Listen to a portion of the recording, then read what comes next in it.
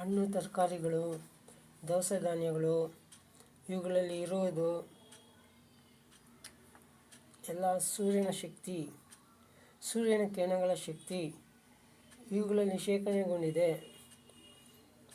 ಪ್ರಾಚೀನ ಕಾಲದಲ್ಲಿ ಉನ್ನತ ಮಟ್ಟದ ಯೋಗಿಗಳು ಕೆಲವೊಂದು ಯೋಗಿಕ ಕ್ರಿಯೆಗಳನ್ನು ಮಾಡಿ ಸೂರ್ಯನಿಂದ ನೇರವಾಗಿ ಶಕ್ತಿಯನ್ನು ಎಳೆದುಕೊಳ್ಳುತ್ತಿದ್ದರು. ನೇರವಾಗಿ ಸೂರ್ಯನ ಕಿರಣಗಳಿಂದ ಶಕ್ತಿಯನ್ನು ತಮ್ಮ ಶರೀರದ ಒಳಗಡೆ ತೆಗೆದುಕೊಳ್ಳುತ್ತಿದ್ದರು. ಆ ಕಾರಣದಿಂದ ಅವರಿಗೆ ಎಂದಿಗೂ ಶರೀರದಲ್ಲಿ ಶಕ್ತಿಯ ಅಭಾವ ಆಗುತ್ತಿರಲಿಲ್ಲ. ಈ ರೀತಿ ಸೂರ್ಯನಿಂದ ಶಕ್ತಿ ಎಳೆದುಕೊಳ್ಳಲು ಬಾರದ ಪ್ರಾಣಿಗಳಂತೆ ತಿಂದು ಮಲಮೂತ್ರಗಳಿಂದ ಪರಿಸರ ಮಾಲಿನ್ಯ ಮಾಡುವ ಜನರು ನಿತ್ಯ ಬೆಳಗ್ಗೆ ಮತ್ತು ಸಂಜೆ ಹವನ ಮಾಡಬೇಕು ಎಂದು ವೇದಗಳಲ್ಲಿ ಹೇಳಿದೆ. ವೇದಗಳು ಸರ್ವವ್ಯಾಪಕ ನಿರಾಕಾರ ಶಕ್ತಿಯಾದ ದೇವರಿಂದ ಸೃಷ್ಟಿಯ ಆದಿಯಲ್ಲಿ 196 ಕೋಟಿ ವರ್ಷಗಳ ಹಿಂದೆ 20,000 ದಿವ್ಯ ಸಂಸ್ಕೃತ ಮಂತ್ರಗಳ ರೂಪದಲ್ಲಿ 4 ಜನ ವಿದ್ವಾಂಸರ ಮನಸ್ಸುಗಳ ಮುಖಾಂತರ ನೀಡಲಾಗಿರುವ ಜ್ಞಾನ.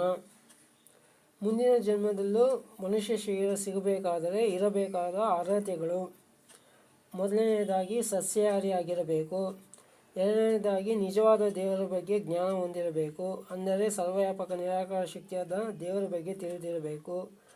ಮತ್ತು ತನ್ನ ಬಗ್ಗೆ ಅಂದರೆ ಜೀವಾತ್ಮವಾದ ತನ್ನ ಬಗ್ಗೆ ಜ್ಞಾನ ಹೊಂದಿರಬೇಕು.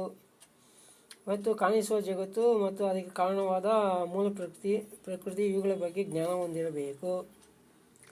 ಮೂರನೆಯದಾಗಿ ಹೆಚ್ಚು ಹವನವನ್ನು ಮಾಡಿ ಸರ್ವವ್ಯಾಪಕ ನಿರಾಕಾರ ಶಕ್ತಿಯಾದ ದೇವರ ಸೃಷ್ಟಿಯನ್ನು ಶುದ್ಧ ಮಾಡಿರಬೇಕು. ದೇವರು ಸೃಷ್ಟಿ ಮಾಡಿರುವ ಗಾಳಿಯನ್ನು ಶುದ್ಧ ಮಾಡಿರಬೇಕು.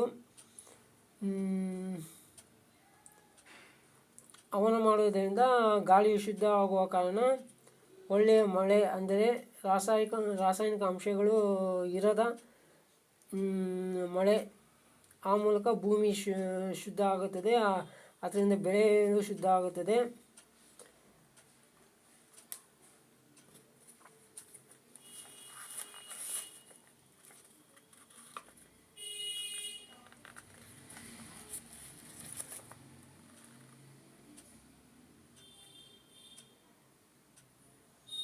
ಆ ಮೂಲಕ ವಾತಾವರಣ ಮತ್ತು ಬೇರೆ ಜೀವಿಗಳ ಆರೋಗ್ಯವು ಉತ್ತಮ ಆಗುತ್ತದೆ. ಆ ಪುಣ್ಯದ ಕಾರಣ ಮುಂದಿನ ಜನ್ಮದಲ್ಲೂ ಜೀವಾತ್ಮಗಳಾದ ನಿಮಗೆ ಮನುಷ್ಯ ಶರೀರಗಳು ಸಿಗುತ್ತವೆ.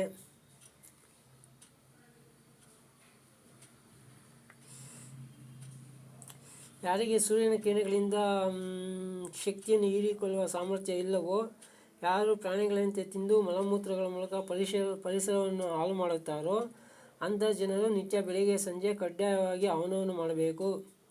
ಹವನದಿಂದ ವಾತಾವರಣದಲ್ಲಿನ ಬ್ಯಾಕ್ಟೀರಿಯಾ, ವೈರಸ್ಗಳು ನಾಶ ಹೊಂದಿ ಗಾಳಿಯು ಶುದ್ಧವಾಗುತ್ತದೆ. ಈಗಿನ ಕಾಲದಲ್ಲಿ ಹವನ ಮಾಡುವುದಿರಲಿ, ಅದಕ್ಕೆ ವಿರುದ್ಧವಾಗಿ ಕೋಟ್ಯಾಂತರ ವಾಹನಗಳ ಮೂಲಕ, ಲಕ್ಷಾಂತರ ಕೈಗಾರಿಕೆಗಳ ಮೂಲಕ ಗಾಳಿ, ನೀರು, ಭೂಮಿಯನ್ನು ಕಲುಷಿತ ಮಾಡುತ್ತಿದ್ದಾರೆ. ಹವನ ಮಾಡುವುದರಿಂದ ವಾತಾವರಣದಲ್ಲಿ ಉಷ್ಣತೆ ಸಮ ಪ್ರಮಾಣದಲ್ಲಿ ಇರುತ್ತದೆ. ಆ ಕಾರಣ ಅತಿವೃಷ್ಟಿಯಾಗಲಿ ಅನಾವೃಷ್ಟಿಯಾಗಲಿ ಸಂಭವಿಸುವುದಿಲ್ಲ. ಪ್ರಾಚೀನ ಕಾಲದಲ್ಲಿ ಹವನ ವಿದ್ಯೆಯಲ್ಲಿ ಪರಿಣಿತರಾದ ಜನರು ಹವನದಿಂದ ತಮಗೆ ಬೇಕಾದದನ್ನೆಲ್ಲ ಪಡೆಯುತ್ತಿದ್ದರು, ಅಂದರೆ ಆರೋಗ್ಯ, ಆಯಸ್ಸು ಮತ್ತು ಉತ್ತಮ ಸಂತಾನದ ಪ್ರಾಪ್ತಿ. ಪ್ರಾಚೀನ ಕಾಲದಲ್ಲಿ ಹವನದಲ್ಲಿ ಕೆಲವೊಂದು ವಿಶೇಷವಾದ ಗಿಡಮೂಲಿಕೆಗಳನ್ನು ಹಾಕುತ್ತಿದ್ದರು. ಆ ಹವನದ ಹೊಗೆಯನ್ನು ಸೇವಿಸಿದಾಗ ದಂಪತಿಗಳಲ್ಲಿನ ಶರೀರಗಳಲ್ಲಿನ ದೋಷ ನಿವಾರಣೆಯಾಗಿ ಅದರಲ್ಲಿ ಉತ್ತಮ ಸಂತಾನ ಉತ್ಪತ್ತಿ ಮಾಡುವ ಸಾಮರ್ಥ್ಯ ಉಂಟಾಗುತ್ತಿತ್ತು. ಪುರುಷನ ವೀರ್ಯಾಣುವಿನಲ್ಲಿ ಒಳ್ಳೆಯ ಧರ್ಮವಂತ, ನ್ಯಾಯಕಾರಿ, ಪರಾಕ್ರಮಿ ಜೀವಾತ್ಮದ ಪ್ರವೇಶ ಆಗುತ್ತಿತ್ತು. ಆ ಕಾರಣ ಧರ್ಮವಂತ, ನ್ಯಾಯಕಾರಿ, ದೃಢಾಂಗರಾದ ಪರಾಕ್ರಮಶಾಲಿಗಳು ಹುಟ್ಟುತ್ತಿದ್ದರು, ಅಂದರೆ ಉತ್ತಮ ಸಂತಾನದ ನಿರ್ಮಾಣ ಆಗುತ್ತಿತ್ತು. ಈ ಕಾರಣದಿಂದ ಪ್ರಾಚೀನ ಕಾಲದಲ್ಲಿ ರಾಜರು ಪುತ್ರಕಾಮೇಷ್ಟಿ ಹೋಮವನ್ನು ಮಾಡಿ ನಂತರ ಸಂತಾನ ನಿರ್ಮಾಣವನ್ನು ಮಾಡುತ್ತಿದ್ದರು. ಮಹಾಭಾರತ ಯುದ್ಧ ನಂತರ ಪೌರಾಣಿಕ ಜನರು ವೇದ ಮಂತ್ರಗಳಿಗೆ ತಪ್ಪು ಅರ್ಥಗಳನ್ನು ಮಾಡಿ ಹೋಮ ಹವನಗಳಲ್ಲಿ ಪ್ರಾಣಿ ಬಲಿಯನ್ನು ಶುರು ಮಾಡಿದರು. ಆದರೆ ಇದು ಅತ್ಯಂತ ಮೌಢ್ಯದ ಕ್ರಮ, ಅತ್ಯಂತ ಅಜ್ಞಾನದ ಅಜ್ಞಾನದ ಮತ್ತು ಸ್ವಾರ್ಥಭರಿತ ಆಚರಣೆಯಾಗಿದೆ. ಪೌರಾಣಿಕ ಜನರು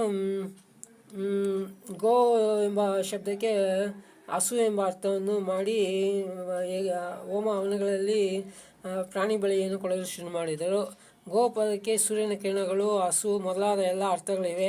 ಆ ಸಂದರ್ಭಕ್ಕೆ ತಕ್ಕಾಗಿ ಅದಕ್ಕೆ ಅರ್ಥ ಮಾಡಬೇಕು. ಇಲ್ಲಿ ಗೋ ಅಂದರೆ ಸೂರ್ಯನ ಕಿರಣಗಳನ್ನು ಛೇದಿಸಿಕೊಂಡು ಹೋಗುವ ಹಾಗೆ ಅವನನ್ನು ಮಾಡಬೇಕು ಎಂದು ಅರ್ಥ. ಅದಕ್ಕೆ ತಪ್ಪು ಅರ್ಥವನ್ನು ಮಾಡಿ ಹೋಮ ಹವನಗಳಲ್ಲಿ ಪ್ರಾಣಿ ಬಲಿಯನ್ನು ಶುರು ಮಾಡಿದರು.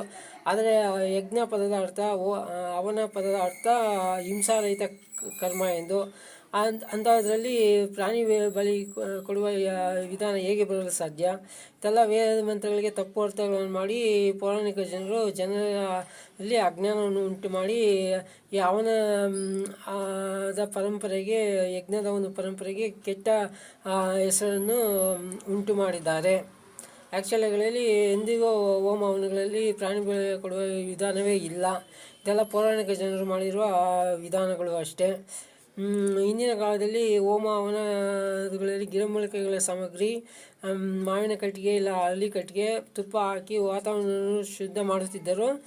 ಆದ್ದರಿಂದ ವಾತಾವರಣದಲ್ಲಿರೋ ಬ್ಯಾಕ್ಟೀರಿಯಾ, ವೈರಸ್ಗಳು ನಾಶ ಹೊಂದುತ್ತಿದ್ದವು ಮತ್ತು ಗಾಳಿ ಶುದ್ಧ ಆದ ಕಾರಣ ಉತ್ತಮ ಮಳೆ, ಅಂದರೆ ಕೆಮಿಕಲ್ ಅಂಶಗಳಿಂದ ಕೂಡಿರೋದ, ರಾಸಾಯನಿಕ ಅಂಶಗಳಿಂದ ಕೂಡಿರೋದ ಉತ್ತಮ ಮಳೆ ಆಗುತ್ತಿತ್ತು. ಅದರಿಂದ ಬೆಳೆಯು ಶುದ್ಧವಾಗಿರುತ್ತಿತ್ತು. ಅದರಿಂದ ಬೇರೆ ಜೀವಿಗಳ ಆರೋಗ್ಯವು ವೃದ್ಧಿ ಆಗುತ್ತಿತ್ತು. ಆ ಪುಣ್ಯದ ಕಾರಣ ಜೀವಾತ್ಮವಾದ ನಿಮಗೆ ಮುಂದಿನ ಜನ್ಮದಲ್ಲಿ ಮನುಷ್ಯ ಶರೀರ ಖಂಡಿತವಾಗಿಯೂ ಸಿಗುತ್ತದೆ. ಆ ಪರಂಪರೆಯನ್ನು ಬಿಟ್ಟು, ಹೋಮ ಹವನದ ಹೊಗೆಯನ್ನು ಕುಡಿಯುವ ಆ ಪರಂಪರೆಯನ್ನು ಬಿಟ್ಟು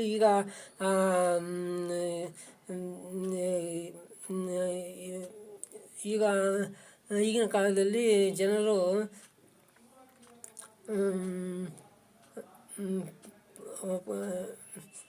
ಊದುಬತ್ತಿಗಳನ್ನು, ಪೂಜಾ ಸಮಯದಲ್ಲಿ ಊದುಬತ್ತಿಗಳನ್ನು ಬಳಸ್ತಿದ್ದಾರೆ. ಅದರ ಅಪಭ್ರಂಶ ಅಷ್ಟೇ. ಹೋಮ ಮಾಡುವುದು ಅಪಭ್ರಂಶ ಆಗಿದೆ. ಆ ಊದುಬತ್ತಿಯು ಗಿಡಮೂಲಿಕೆಗಳಿಂದ ಮಾಡಲ್ಪಡದೆ ಕೆಮಿಕಲ್ ಅಂಶಗಳಿಂದ, ಕೆಮಿಕಲ್ ಪದಾರ್ಥಗಳಿಂದ ಮಾಡಿರುವ ಕಾರಣ ಆ ಊದುಬತ್ತಿಯ ಹೊಗೆಗಳನ್ನು ನೀವು ಕುಡಿಯುವುದರಿಂದ ನಿಮಗೆ ಕ್ಯಾನ್ಸರ್ ಮೊದಲಾದ ಕಾಯಿಲೆಗಳು ಬಂದೇ ಬರುತ್ತವೆ.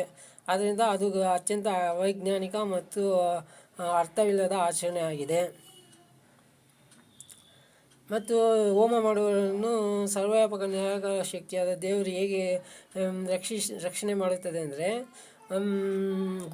ಇದಕ್ಕೆ ಉದಾಹರಣೆಯಾಗಿ ಗುಜರಾತ್ನಲ್ಲಿ ಒಬ್ಬ ವ್ಯಕ್ತಿ ಪ್ರತಿದಿನ ಹೋಮ ಮಾಡುತ್ತಿದ್ದ. ಆತನ ಮನೆಯು ಭೂಕಂಪವಾದಾಗ ಆತನ ಮನೆಗೆ ಯಾವುದೇ ಹಾನಿಯಾಗಿಲ್ಲ. ಅದೇ ರೀತಿ ಭೂಪಾಲ್ನಲ್ಲಿ ಅನಿಲ ದುರಂತವಾದಾಗ ಬೇರೆಯವರ ಮನೆಗಳಿಗೆ ಬೆಂಕಿಯಿಂದ ಅನಾಹುತ ಹಾನಿಯಾಗಿತ್ತು. ಆದರೆ ಪ್ರತಿನಿತ್ಯ ಹೋಮ ಮಾಡುತ್ತಿದ್ದ ವ್ಯಕ್ತಿಯ ಮನೆಗೆ ಯಾವುದೇ ರೀತಿಯ ಹಾನಿ ಆಗಿರಲಿಲ್ಲ. ಈ ರೀತಿ ಹೋಮ ಮಾಡಿದ ಪುಣ್ಯವು ನಿಮ್ಮನ್ನು ಎಲ್ಲ ರೀತಿಯಲ್ಲೂ ರಕ್ಷಣೆ ಮಾಡುತ್ತದೆ. ಅಂದರೆ ಹೋಮ ಮಾಡಿ ವಾತಾವರಣ ಶುದ್ಧ ಮಾಡಿದ ಆ ಪುಣ್ಯದ ಕಾರಣ ಸರ್ವವ್ಯಾಪಕ ನಿರಾಕಾರ ಶಕ್ತಿಯಾದ ದೇವರು ನಿಮ್ಮನ್ನು ರಕ್ಷಣೆ ಮಾಡುತ್ತದೆ.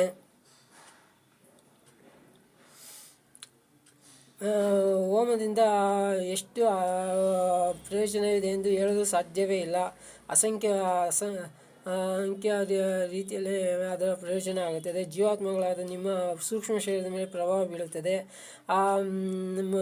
ಆ ಕಾರಣದಿಂದ ನಿಮ್ಮ ಮನಸ್ಸು, ಬುದ್ಧಿ ತುಂಬ ಸೂಕ್ಷ್ಮ ಆಗುತ್ತದೆ. ಎಲ್ಲ ರೀತಿಯ ವೈಜ್ಞಾನಿಕ ವಿಚಾರಗಳನ್ನು, ನೀವು ವೇದಗಳನ್ನು ಅರ್ಥ ಮಾಡಿಕೊಳ್ಳುವ ಸಾಮರ್ಥ್ಯ ನಿಮ್ಮಲ್ಲಿ ಉಂಟಾಗುತ್ತದೆ. ಸರ್ವವ್ಯಾಪಕ ನಿರಾಕಾರ ಶಕ್ತಿಯಾದ ದೇವರ ಅನುಭವವನ್ನು ಪಡೆಯಲು ಬೇಕಾದ ಸಾಮರ್ಥ್ಯ ಉಂಟಾಗುತ್ತದೆ. ಎಷ್ಟು ಪ್ರಯೋಜನ ಎಂದು ಹೇಳಲು ಸಾಧ್ಯವೇ ಇಲ್ಲ. ಈ ವಿಡಿಯೋದಲ್ಲಿ ನಾನು ಕೆಲವೊಂದು ಅವನದಿಂದ ಆಗುವ ಪ್ರಯೋಜನಗಳನ್ನು ಹೇಳಿದ್ದೇನೆ.